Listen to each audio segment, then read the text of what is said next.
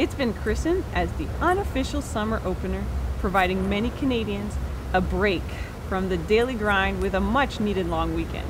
For others, it's just an excuse for a good party. Woo.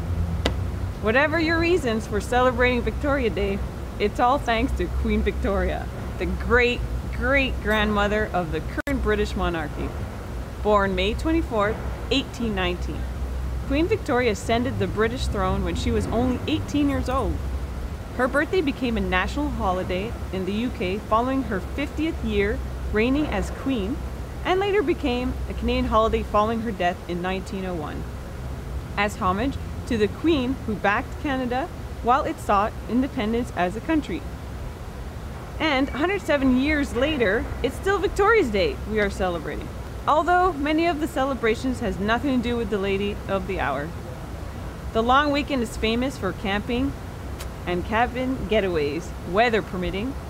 Many provincial parks across the nation officially open during May 24th weekend, where Canadians can let loose and break the seal on summertime camping trips.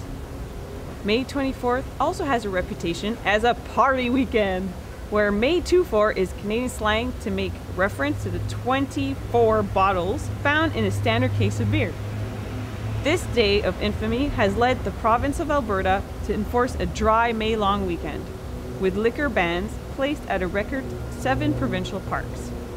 Public safety announcements, anti-drinking campaigns are frequently aired on the radio during this weekend to combat reckless drinking and remind all May 24ers to play safe during the long weekend. Because we're all about alternative ideas here at CUTV, we've come up with a couple of alternative ways to celebrate the May 24 weekend. For example, instead of May 24 parties, we could have Fahrenheit fiestas to celebrate the birth of Daniel Gabriel Fahrenheit, a German physicist and engineer, after whom the Fahrenheit scale of temperature is named. He was born in Danzig, Poland on May 24, 1686, the son of Daniel Fahrenheit Sr. and Concordia Schumann. Daniel Gabriel was the eldest of 5 children, and after his parents died mysteriously in a poisonous mushroom incident, he was forced to move to Amsterdam and take up business training as a merchant. But, lucky for us, his interest in natural sciences caused him to take up studies and experiment in that field. After traveling around, he settled in 1717 in The Hague, becoming a glass blower, barometer maker, and thermometer maker. Or better yet, instead of beer bashes to commemorate the Queen, why not have peanut butter cup parties in honor of Harry Burnett, also born on May 24th in 1879 in Frosty Hills, York County, Pennsylvania.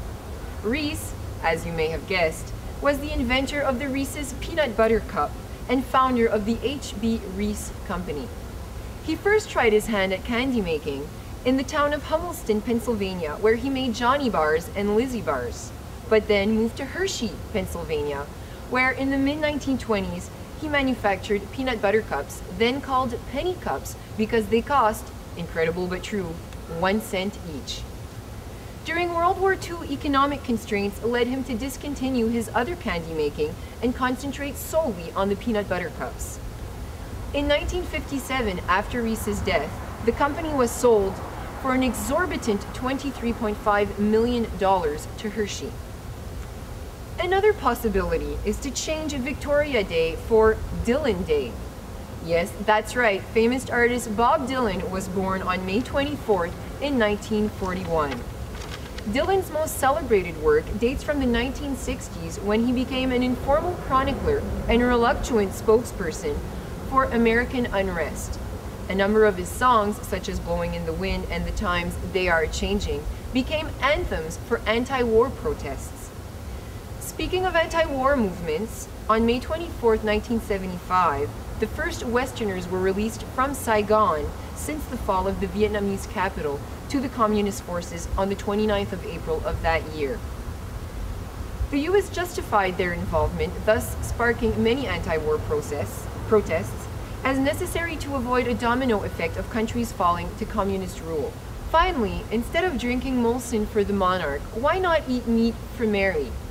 May 24th could be a national day of barbecues in celebration of the famous nursery rhyme, Mary Had a Little Lamb, first published on May 24th in 1830 by Joseph Hale. The rhyme was inspired by an actual incident, as a girl, Mary Sawyer, kept a lamb and brought it to school one day upon suggestion of her brother. Mary recalls that a commotion naturally ensued. The nursery rhyme was set to melody, written by Mozart in the 1830s, adding repetition to the verses. In 1972, Paul McCartney and Wings released their own version of the song. Many changes to the lyrics have also come about through the years. For example, when Mary had a little lamb, the doctor was surprised, but when Old MacDonald had a farm, the doctor nearly died.